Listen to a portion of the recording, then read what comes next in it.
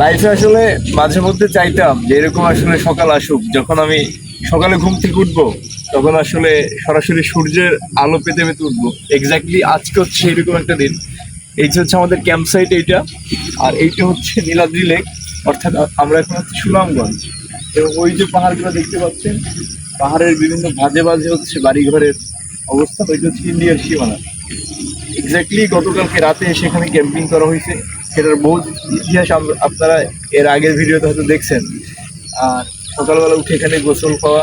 এরপরে হচ্ছে আজকে আমাদের প্ল্যানিং সুনামগঞ্জ পুরো শহরটাকে এক্সপ্লোর করা। এর মধ্যে হচ্ছে শিমুল বাগান আছে। আর কোথায় যাবো আমরা? জাদুঘাটা নদী দেখছি। ও, গতকালকে রাতে সব থেকে ভালো একটা জিনিসগুলো দেখার মধ্যে হচ্ছে জাদুকাটা নদী ছিল, প্রচন্ড উত্তল মানে একটা নদী। হাওর ছিল। হাওর ছিল, ওই যে কোনটা যেন, টাঙ্গুয়ার হাওর। টাঙ্গুয়ার হাওরের মোটামুটি একটা সাইড হচ্ছে এখান থেকে খুব কাছে, যেখানে এসে আমরা ফার্স্ট টাইম হচ্ছে তাও ফেলছিলাম। এখানে হচ্ছে বিজিবি আছে।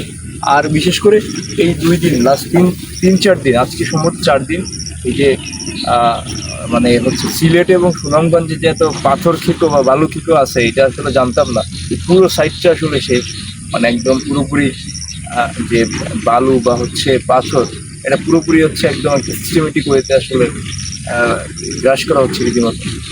তো যাই হোক, আজকে সুনামগঞ্জ ঘোরার পালা। টাটা।